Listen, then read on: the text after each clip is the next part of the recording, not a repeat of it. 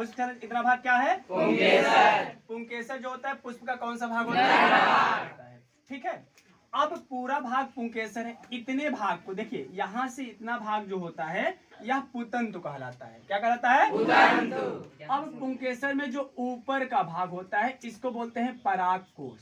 क्या बोलते हैं? परागकोश। और इसी परागकोश में जो होते हैं पराग कणों का क्या होता है? निर्माण।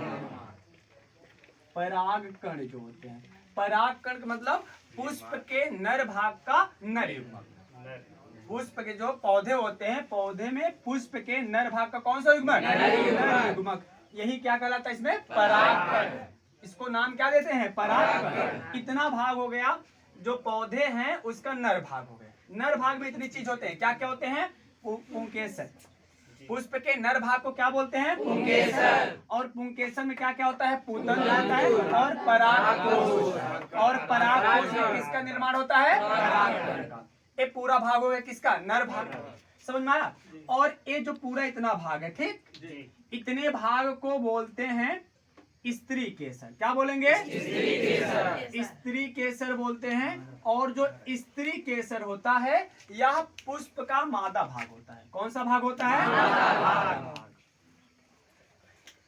अब देखिए स्त्री केसर में अर्थात पुष्प के मादा भाग में क्या क्या आता है। देखिए इतने भाग को, जो यहाँ से भाग है, यहाँ से लेकर यहाँ तक, देखिए इतने भाग को बोलते हैं, इसको लाल पेन से करते हैं, इतने भाग को बोलेंगे अंडाशय। क्या बोलेंगे? अंडाशय। अंडाशय। अंडाशय बोलते हैं। और अंडाशय में ही बीजांड होता है। क्या होता है?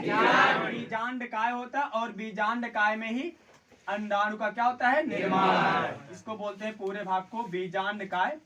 और बीजांड काय में जिस ओर, ठीक है, जिस ओर संरचना क्या होती है? अपूर्ण होती है, उसको बीजांड द्वार बोलते हैं। क्या बोलेंगे? बीजांड द्वार। और बीजांड द्वार के ठीक सामने के भाग को निभाग बोलते हैं। इसके ठीक सामने के भाग को क्या बोलेंगे? निभाग। अब याद रखना, तो मतलब बीजांड काय में जिस ओर संरचना क्या होता है? अपूर्ण, उस भाग को हम क्या बोलेंगे? बीजांड द्वार। और बीजांड द्वार के ठीक सामने के भाग को क्या बोलेंगे? निभाग बोलेंगे। अब 3 कोशिका जो होती है बीजांड द्वार की ओर होती है, और 3 कोशिका जो होती है निभाग की ओर होती है। और बीच में 1 कोशिका होती है, लेकिन केंद्रक 2 होते हैं। ठीक, जो निभाग की ओर तीनों कोशिका है इसको बोलते हैं प्रतिमुख कोशिका। क्या नाम देंगे? प्रतिमुख कोशिका। और जो बीच में है 1 कोशिका जिसमें 2 केंद्रक है, इसको बोलेंगे द्वितीयक केंद्रक। क्या बोलेंगे? द्वितीयक केंद्रक। केंद्रक बोलेंगे इसको।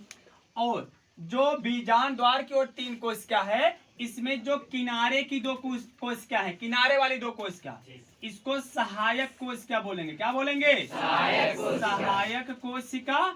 और जो मध्य की कोशिका है इसी को बोलते हैं अंड कोशिका। क्या बोलेंगे? अंड कोशिका। तो कहने का मतलब जब मादा भाग का अंड कोशिका और नर भाग का परागकण मिलते हैं तभी क्या होता है? निषेचन होता है। क्या होता है? निषेचन। और निषेचन के फलस्वरूप ही बीज का क्या होता है? निर्माण।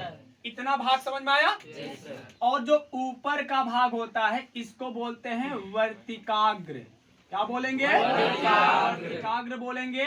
और यहाँ से जब परागकण आता है वर्तिकाग्र पर पहुंचता है तो एक नलिका बनाता है। क्या बनाता है? नलिका। और यह नलिका बीजांड द्वार से होकर के बीजांड काय में प्रवेश करती है। और जो परागकण होते हैं इसी नलिका के द्वारा कहाँ आते हैं? अंड कोशिका से संलयित होते हैं।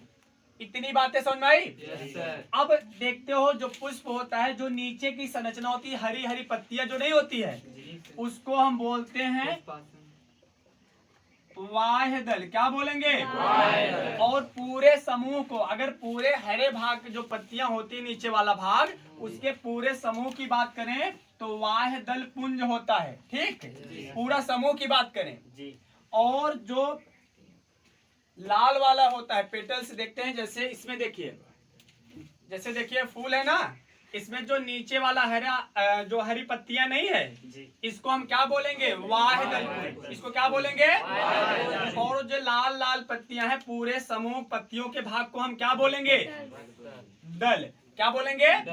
एक भाग को दल बोलेंगे और पूरे भाग को मिला देंगे, क्या हो जाएगा? दल पुंज। तो ये पूरा हो जाएगा क्या? दल पुंज। तो इतने भाग पूरे होते हैं किसमें? पुष्प में। ये पुष्प की पूरी कंप्लीट संरचना है। और पुष्प में अगर पूछा जाए पुष्प में कितने चक्र होते हैं, तो आपको बताना है पुष्प में 2 चक्र होते हैं। कई चक्र? 2। एक आवश्यक चक्र होता है, एक सहायक चक्र। देखो आवश्यक क्या क्या है? आवश्यक है पुंकेसर और स्त्री केसर। आवश्यक क्या है? पुंकेसर और स्त्री केसर। और सहायक में कौन कौन आता है? वाह दल पुंज और दल पुंज। तो कुल मिलाकर 2 कितना हो गए? 4। अगर एक कंप्लीट की बात करें तो एक पुष्प में कितने चक्र होते हैं? 4 चक्र। कौन कौन से? पुंकेसर, स्त्री केसर, वाह दल पुंज और दल पुंज। देखो पुंकेसर का मतलब क्या होता है? पुष्प का जो नर भाग का कंप्लीट स्ट्रक्चर होता है उसको पुंकेसर कहते हैं। और अगर एक भाग को बोले तो पुमंग बोलते हैं। इसके एक भाग को क्या बोलेंगे? पुमंग बोलेंगे। उसी प्रकार से इस जो पुष्प का मादा भाग होता है उसके कंप्लीट स्ट्रक्चर को स्त्री केसर बोलते हैं। क्या बोलेंगे? स्त्री केसर। और अगर इसके एक भाग की बात करें जायांग बोलेंगे। क्या बोलेंगे? तो पुंकेसर में क्या होता है? पुमंग। अर्थात पुमंग के समूह को क्या बोलेंगे? पुंकेसर। और जायांग के समूह को क्या बोलेंगे? ठीक। इस प्रकार से कंप्लीट संरचना है पुष्प की। ठीक, थैंक यू।